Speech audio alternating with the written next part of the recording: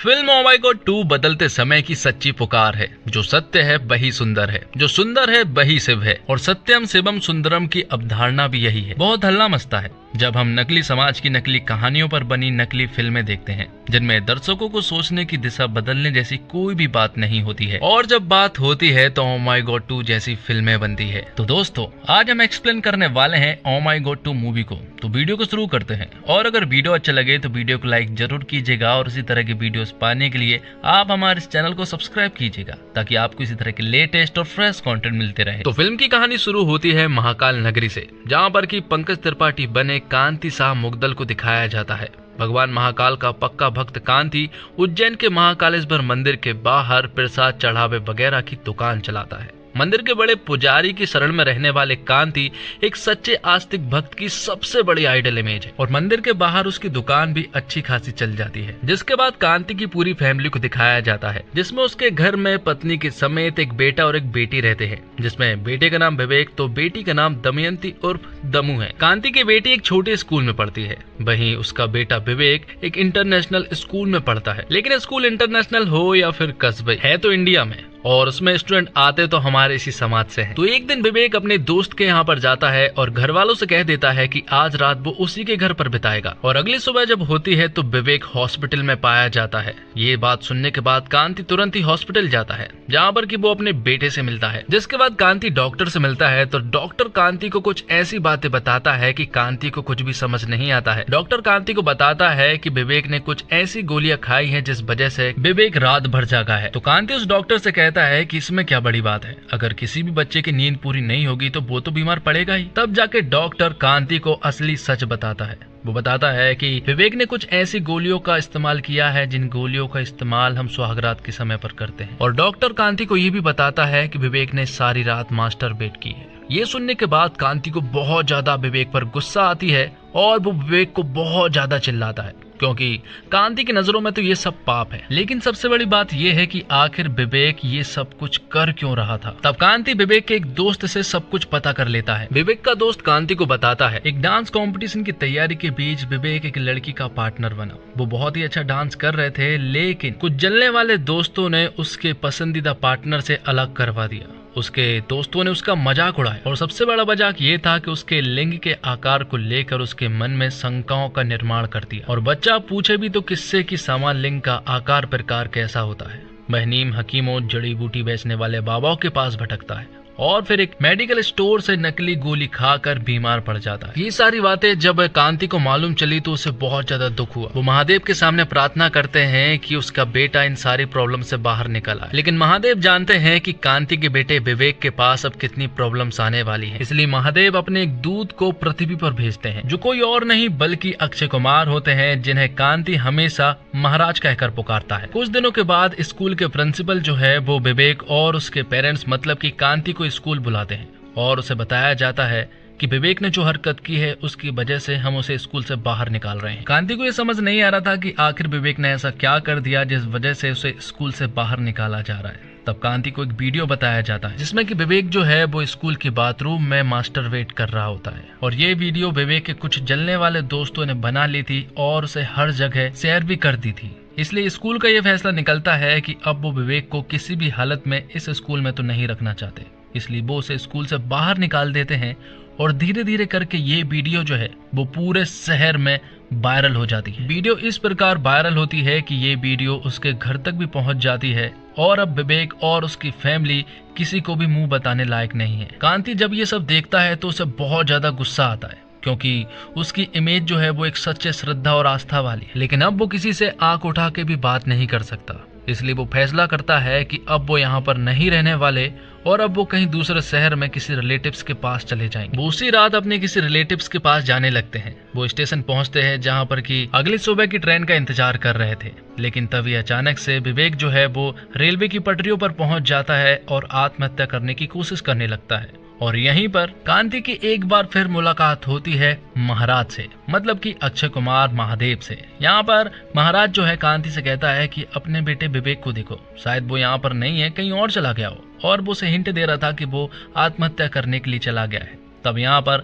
कांति उसके पीछे दौड़ता है वो उसे बचाने की लाख कोशिश करता है, लेकिन वो उसे नहीं बचा पाता है क्योंकि उसे महाराज मतलब कि महादेव ने बचा लिया था। महादेव ने विवेक को बचा लिया था, जिसके बाद महादेव कांति से बात करते हैं। कांति यहाँ पर उन्हें अपनी सारी प्रॉब्लम्स बता देता है, लेकिन कांति को वो थोड़े पागल से लगते हैं क्योंकि वो पहेलियों में बात करते हैं। महादेव कांति से कहते हैं कि सारी दुनिया को तुम्हारा बेटा गलत लग रहा हो, तुम्हें भी वो गलत लग रहा हो, लेकिन क्या कभी ये जानने की कोशिश की है कि विवेक असल में गलत है भी या फिर नहीं। कांति को ये सारी बातें अब बहुत अच्छे से समझ आ चुकी थी कि विवेक ने जो कुछ भी गलती की उसमें गलती उसकी नहीं थी, बल्कि हमारी, स्कूल की और मेडिकल स्टोर वाले की और उन बाबाओं की भी है। क्योंकि अगर उसे सही तरह से ज्ञान मिल गया होता तो शायद आज वो इतनी बड़ी गलती नहीं करता। इसलिए वो 4 लोगों पर केस दर्ज करता है, एक तो स्कूल पर, दूसरा मेडिकल स्टोर पर, तीसरा बाबाओं पर और चौथा खुद पर। क्योंकि अगर विवेक को ठीक से ज्ञान मिल गया होता तो आज वो अज्ञानता का शिकार नहीं होता। कांति कोर्ट पहुंच जाता है एक वकील को लेकर। खुद के ऊपर केस करने वाले शख्स को देखकर जज भी हैरान रह जाते हैं। कांति उनसे कहता है कि मैं इन 4 लोगों पर मानहानि का केस करना चाहता हूं क्योंकि इन 4 लोगों की लापरवाही की वजह से मेरा बेटा अज्ञानता का शिकार हुआ। मैं चाहता हूं कि सारे लोग मेरे बेटे से माफी मांगे और बदले में ये लोग मुझे महाकाल के लिए चढ़ावा दें 11 रुपए, 21 रुपए, 51 रुपए और 101 रुपए, और मेरे बेटे को स्कूल में वापस दाखिला मिले। लेकिन तभी यहाँ पर कामनी नाम की वकील की एंट्री होती है, जो कि एक बहुत ही तेज तर्रार वकील है। कामनी यहाँ पर जज से कहती है कि इस केस को तुरंत ही डिसमिस कर देना चाहिए, लेकिन बात रखने का एक मौका तो मिलना चाहिए। तब कामनी ये केस अपने अंडर ले लेती है और जो कांति के साथ का वकील था वो इस केस को छोड़ देता है क्योंकि कामनी के सामने उसकी हार पक्की है। तो अब कांति के पास कोई और वकील नहीं था और ना ही इस केस को कोई लेना चाहेगा। तब यहाँ पर वो जज साहब से कहते हैं कि आप मुझे वही दे दीजिए जो हमेशा देते हैं, तारीख। तो जज साहब उसे अगली तारीख दे देते हैं, जिसके बाद से कांति इस केस में लग जाता है। वो इस केस को सॉल्व करने के लिए अब कुछ भी कर सकता था, इसलिए सबसे पहले तो वो इस केस को समझने की कोशिश करता है और फिर ढेर सारी पढ़ाई करता है। वो बहुत सारी बुक्स का अरेंजमेंट करता है जो कि विवेक के पास पहले से ही रखी हुई थी। कांति इस केस को लेकर बहुत ज्यादा सीरियस था। वो दिन रात मेहनत करके इस केस की तैयारियां कर रहा था और सारी चीजों की रिसर्च भी कर रहा था, जिसमें कि उसकी बेटी दमयंती भी उसका साथ दे रही थी। तो अब तारीख वाले दिन कांति जो है वो कोर्ट रूम पहुंच जाता है, जहां की हालत बहुत ज्यादा खराब थी, उसने पहले ही देख ली थी। तो यहाँ पर कांति सबसे पहले तो कोर्ट को अच्छी तरह से साफ करता है और इस केस को वो खुद हैंडल करने की गुहार लगाता है, जिस पर कि जज भी हाँ कह देते हैं। और सबसे पहले तो वो उनसे थैंक यू कहते हैं क्योंकि कांति ने इस कोर्ट रूम को बहुत अच्छे से साफ किया था। यहाँ पर कांति ने अपने जूते चप्पल को बाहर भी उतार कर आया था। वो कहता है कि ये न्याय का मंदिर है और वो मंदिर में चप्पल पहनकर नहीं आता है, जो बातें जज साहब को बड़ी अच्छी लगी थी। लेकिन अभी ये केस एक्सेप्ट नहीं हुआ था और उसी के बारे में यहाँ पर चर्चा हो रही थी। कांति यहाँ पर सभी को सनातन धर्म के 4 स्तंभों के बारे में बताता है, धर्म, अर्थ, मोक्ष और काम के बारे में, जिनमें की अश्लीलता भी है। और अगर इन अश्लीलताओं के बारे में लोग पढ़ना शुरू करें तो उन्हें ये अश्लील नहीं लगेगा। लेकिन कामिनी कहती है कि हम किसी भी टॉपिक को उठाकर स्कूल में नहीं पढ़ा सकते। हर स्कूल की क्रेडिबिलिटी होती है जिसकी वो हद में होते हैं। तब कांति उनसे कहता है कि अगर ये सब कुछ पढ़ाया गया होता तो आज ये सब कुछ गलत लगता ही नहीं। तो बहुत सारी डिबेट के बाद यहाँ पर जज साहब जो है वो इस केस को रजिस्टर कर लेते हैं। तो फाइनली ये केस रजिस्टर हो चुका था, जिसके कारण कांति बहुत खुश था। हालांकि ये केस अभी वो जीता नहीं था, लेकिन वो इतना खुश था जैसे कि वो केस जीत गया हो। लेकिन ये तो बस शुरुआत है, क्योंकि कांति को ज्यादा नॉलेज है नहीं और आगे बहुत सारी अड़चने हैं। तो आगे कामनी समझ चुकी थी कि इस केस को कैसे सॉल्व करना है। उसने सारी पढ़ाई करके आई थी और इसलिए वो यहाँ पर कोर्ट में विवेक को बुलाती है। वो उसे कटघरे में पेश करती है और उससे सवाल पूछती है। कामनी यहाँ पर विवेक से बहुत ही उल्टी सीधे सवाल पूछती है, जिनके जवाब विवेक दे तो पाता है नहीं, साथ ही वो अपने सर को ऊंचा भी नहीं कर पाता है और इस कोर्ट से भाग जाता है। और जब कांति अपने घर पहुंचता है तो उसकी मुलाकात उसके घर के बाहर महादेव से होती है। महादेव कांति से कहते हैं कि वो बोलो जो कानों को अच्छा लगे, वो बोलो जो समाज को अच्छा लगे। कांति उनसे कहता है कि आपकी ये सारी बातें किसी को समझ में आती भी हैं या फिर नहीं, जिस पर कि महादेव उससे कहते हैं कि मुझे जिसको जो समझाना होता है वो समझ जाता है। कुछ देर बाद यहाँ पर कांति को समझ आ जाता है कि आखिर महाराज क्या बोल रहे थे। उनकी बातों पर गौर करने के बाद अगले दिन वो फिर से कोर्ट में पेश होता है और सबके सामने एक सॉलिड स्पीच देता है। कांति को मालूम है कि आगे कामिनी जो है वो उसकी बेटी दमयंती और उसकी बीवी को भी कटघरे में पेश करने वाली है, इसलिए उसने अपना होमवर्क पहले से ही करके आया था। क्योंकि जो सवाल कामिनी उसकी बीवी और उसकी बेटी से कर रही थी, उनका जवाब जो है वो उसकी बेटी और बीवी बहुत ही ओपन माइंडेड होकर दे रहे थे, जो देखकर कामनी भी बहुत अच्छे से समझ गई थी कि कांति ने अपना होमवर्क पहले से ही करके आया है। अब आगे कामनी जो है वो एक औरत को कटघरे में पेश करती है और वो औरत दरअसल में एक प्रोस्टिट्यूट होती है। और यहाँ पर कामनी सभी को बताती है इनका बच्चा भी स्कूल में पढ़ता है और स्कूल उसे अलाउ भी करता है। स्कूल के बाहर आप जो भी करें लेकिन आपको स्कूल में हद में रहना होगा। अगर स्कूल ने अपने स्टूडेंट को लेकर, डिसिप्लिन को लेकर एक एक्शन लिया है तो इसमें क्या बुरी बात है। तो यहाँ पर कांति की बोलती बंद हो जाती है और फिर अगले दिन उनकी मुलाकात होती है महाराज से। यहाँ पर महाराज जो है वो उसे पहली में एक बात बताते हैं कि सवाल नहीं करोगे तो जवाब कहाँ से मिलेगा। सवाल के अंदर ही सवाल है, सवाल के बाद फिर जवाब है, जवाब के बाद फिर सवाल है, सारा सवाल जवाब में ही होता है। तो अब कांति बहुत अच्छे से समझ गया था कि उसे यहाँ पर बहुत सारे सवाल जवाब करने हैं। तो कांति उसी प्रोस्टिट्यूट को वापस बुलाता है और उसे सवाल करना शुरू करता है। वो उससे कुछ पोजीशन के बारे में बात कर रहा था। यहाँ पर वो औरत भी उसे जवाब दे रही थी। कांति उनसे कहता है कि वो तो अपनी भूख मिटाकर चले जाते हैं,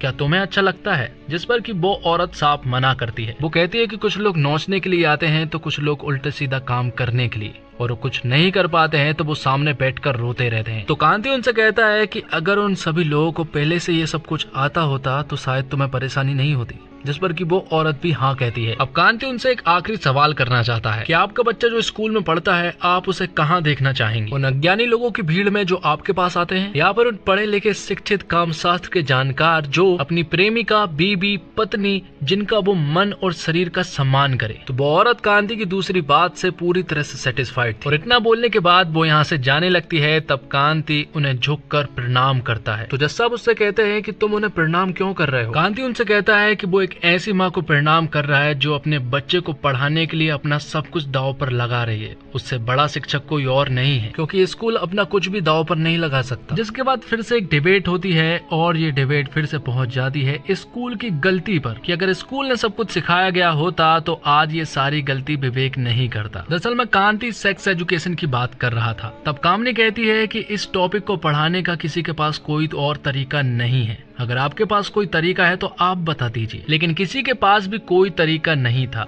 तब कामनी उससे कहती है कि अगर आपके पास कोई तरीका ना हो तो आप इस केस को वापस ले लीजिएगा। अगर तरीका हो जो कि बलगर ना हो तो आप हमें बता दीजिएगा। अब कुछ दिनों के बाद फिर से कांति की मुलाकात होती है महाराज जी से। यहाँ पर महाराज जी उसे फिर से अपना ज्ञान देना शुरू करते हैं। वो उससे कहते हैं कि सच को दबाओ मत, सच को बताओ, क्योंकि सच हमेशा नग्न होता है। जो है उसे वैसा बता दो, क्योंकि सत्य सुंदर होता है और सुंदर ही शिव है। वो दोनों यहाँ पर कचौरी भी खा रहे थे और यहाँ पर महाराज कांति को भी एक कचौरी देते हुए कहते हैं कि कचौरी को देखकर खाना, क्योंकि जिस कागज में कचौरी थी उसमें बहुत ही अच्छी कुछ इन्फॉर्मेशन थी जो कि कांति के काम आ सकती थी। अब कांति को ये बात तो बहुत अच्छे से समझ आ गई थी कि उसे सब कुछ खुलकर बताना है। इसलिए अगले दिन वो कोर्ट में ह्यूमन बॉडी के कुछ पोस्टर्स लेकर जाता है जो कि एकदम नग्न थे, जिन्हें देखकर कामनी कहती है कि ये बलगर है और इन्हें हटा देना चाहिए। लेकिन कांति उनसे कहता है कि ये सारे पोस्टर्स स्कूल और प्रयोगशाला में पाए जाते हैं और सारे शिक्षक इन्हीं पोस्टर के द्वारा ह्यूमन बॉडी के पार्ट्स को पढ़ाते हैं। तो फिर इन्हीं पोस्टर्स के द्वारा हम गुप्तांग के बारे में भी आराम से पढ़ा सकते हैं। कांति ये भी कहता है कि जन्म प्रमाण पत्र से लेके मृत्यु प्रमाण पत्र तक उसकी पहचान होती है लिंग, और आज उसी पहचान की बात करने में और बताने में आज हमें शर्म आ रही है। कांति यहाँ पर एक सॉलिड स्पीच देता है जिसके कारण ये केस जो है वो कांति की तरफ झुकने लगा था। लेकिन आखिर में कामनी पब्लिक से पूछती है कि आखिर किन किन लोगों को लगता है कि इस टॉपिक पर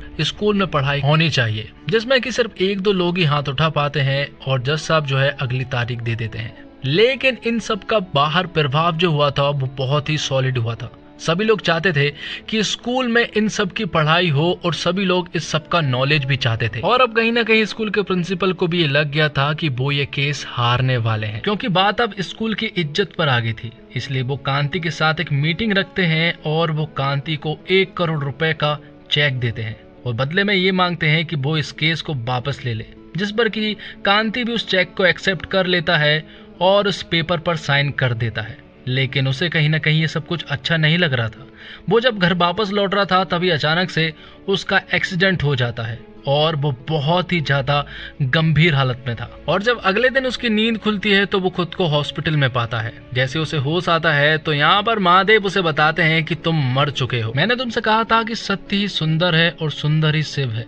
मुझे लगा था कि तुम मेरे इस रास्ते पर चलोगे, लेकिन तुमने दूसरा रास्ता चुना, जिसका परिणाम तो मौत है। जिसके बाद महादेव जो है वो उसे अपने असली गेटअप में आते हैं और उसे बताते हैं कि वो महादेव है, और वो उनसे ये भी कहते हैं कि तुम्हारी मौत के कारण तुम्हारी पूरी फैमिली जो है वो मेरे सामने बैठकर रो रही है। तुमने जो कुछ भी किया उसका बहुत ही गहरा प्रभाव पड़ा है पब्लिक पर, और अब मैं तुम्हें अपनी गलती सुधारने का एक लास्ट मौका दे रहा हूँ, क्योंकि आज लास्ट हेयरिंग है। जिसके बाद महादेव उसे अपनी सुपर कार में बिठालते हैं और यहाँ पर वो फुल स्पीड में उसे कोर्ट ले जाते हैं। आखिर में महादेव उसे आशीर्वाद देते हैं और कहते हैं महादेव अपने भक्तों के साथ हमेशा रहते हैं। तो लास्ट हियरिंग के दिन कांति अपनी लास्ट स्टेटमेंट देता है। वो कहता है कि ये कहानी 1835 में अंग्रेजों के समय शुरू हुई थी। लॉर्ड मैकाले नाम के आदमी ने यहाँ पर आया था और उसने गुरुकुल की पढ़ाई को खत्म करके अपनी अंग्रेजी पढ़ाई को यहाँ पर लाया और सारी शिक्षा पद्धति को बदल कर रख दी। उस गुरुकुल की पढ़ाई को बदल कर रख दी जहाँ पर कि काम शास्त्र भी पढ़ाया जाता था। ब्रिटिश एक्ट के द्वारा पढ़ाई को बदली गई थी, लेकिन आज आजादी के 75 साल हो चुके हैं, लेकिन अभी भी हम उसी पद्धति को अपनाकर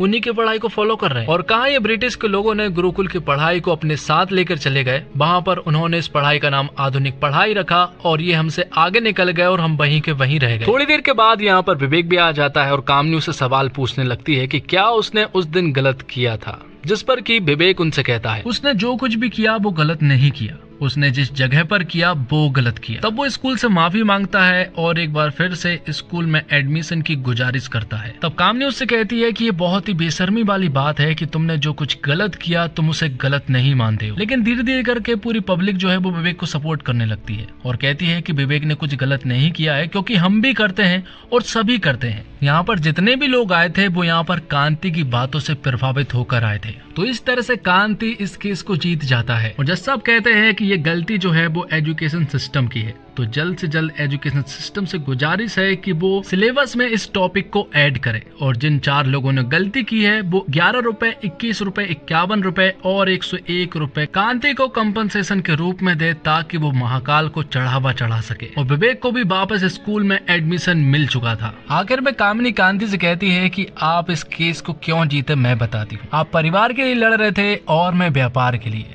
आखिर में कामिनी कांति से माफी भी मांगती है। तो दोस्तों, आमतौर पर सीक्वल अपने पहले भाग की छाया से उबर नहीं पाती, मगर यहाँ लेखक निर्देशक एक फ्रेश अप्रोच के साथ नजर आता है।